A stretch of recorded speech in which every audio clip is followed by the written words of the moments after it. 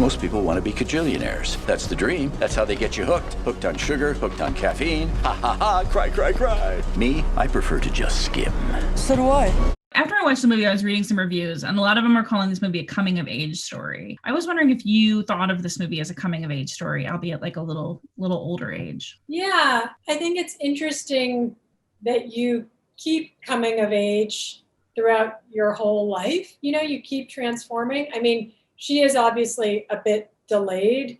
Evan's character, old Dolio, is 26 at the time of this movie. But I don't know. I think a lot of us come to these realizations about who we are like later than we're supposed to, you know? Speaking of arrested adolescence or whatever, her parents seem completely broken and like incapable of sort of functioning in the world, like unless the world is skimming, I guess. How much of their backstory do you have in your mind? Like, do you know how they got there and how they decided to have old Dolio and everything?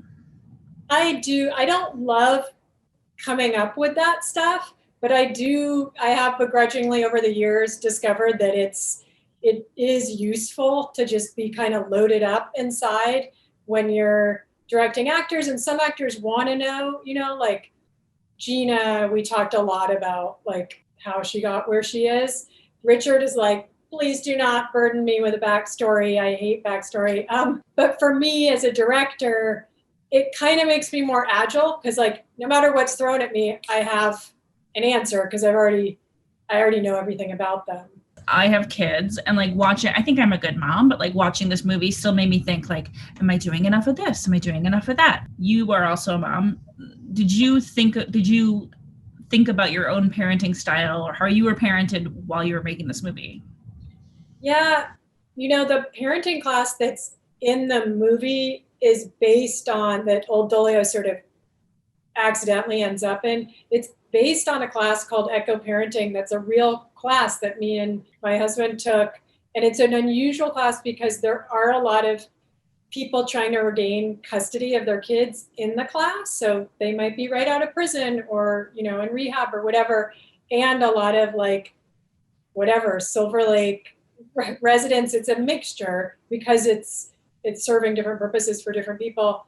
And so, and it was in that class that kind of this idea of respecting the personhood of the child came about. And I think that's in the movie. I mean, I brought that in a few different ways. But I also just remember sitting in that class and being like, oh my God, this is, you know, I could just sit here all day and hear the, you know, all the different paths people came to parenthood. It's not like there's one kind of parent, you know, in the world. And it was very intimate. Yeah.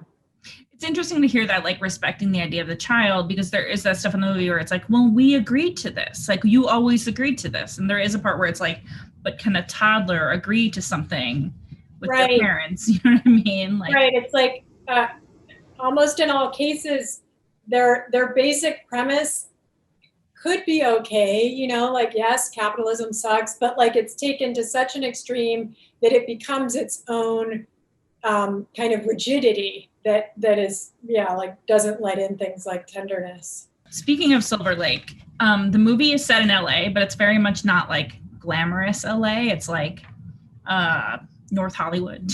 I mean, like, it's like, what about those parts of LA, like the bubble factories, what about that stuff appeals to you? I mean, I walk around in this city a lot. Walking is a big part of my writing process.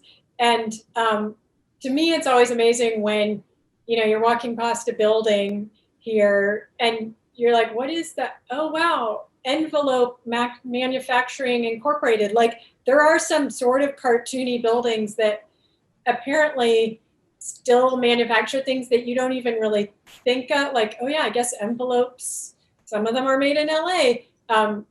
And so the idea of a bubble factory, I mean, that's pretty far-fetched because that doesn't even make sense. But it still, to me, has its roots in a logic that I experience all the time when I walk around.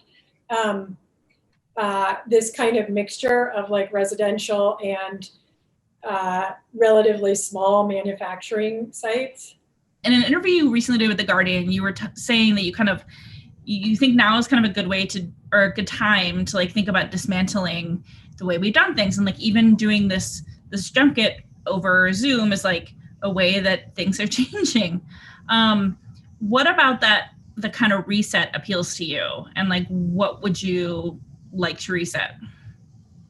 Yeah, I mean, it's interesting because I'm the kind of person already who is always looking for, like, if I'm given like a normal day where I'm supposed to follow rules, I'm always trying to figure out some way to make it more my own or more interesting. And usually that's kind of met with like wariness on the part of whatever institution or company. But I have to say these days that it's all kind of crumbling anyways, and anyone's guess is as good as anyone else's. And so there's a lot of room. I mean, I found even with this, I'm working with a big company. Focus is owned by Universal, is owned by Comcast. And I feel like there's an openness that might not have been there before because they have to do things differently. We are all forced to.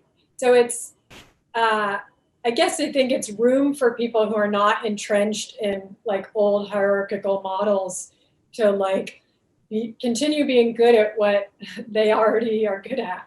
I will be the 1,000th person to ask you this. Where did the name Old Dolio come from? It feels like a cool name you heard and wrote down in like your iPhone notes, and then we're like, I should use this.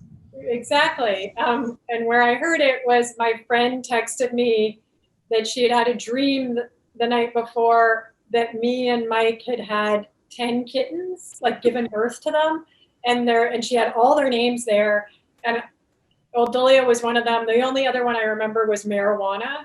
And I was like, Old Dolio is somebody, and I know I'm about to find out who, So I wish I could say it came to me in a dream, but it came to my friend in a dream. This is the way the big one starts. If you're lucky, you'll get crushed. And then you just die right then and there. I'm Mr.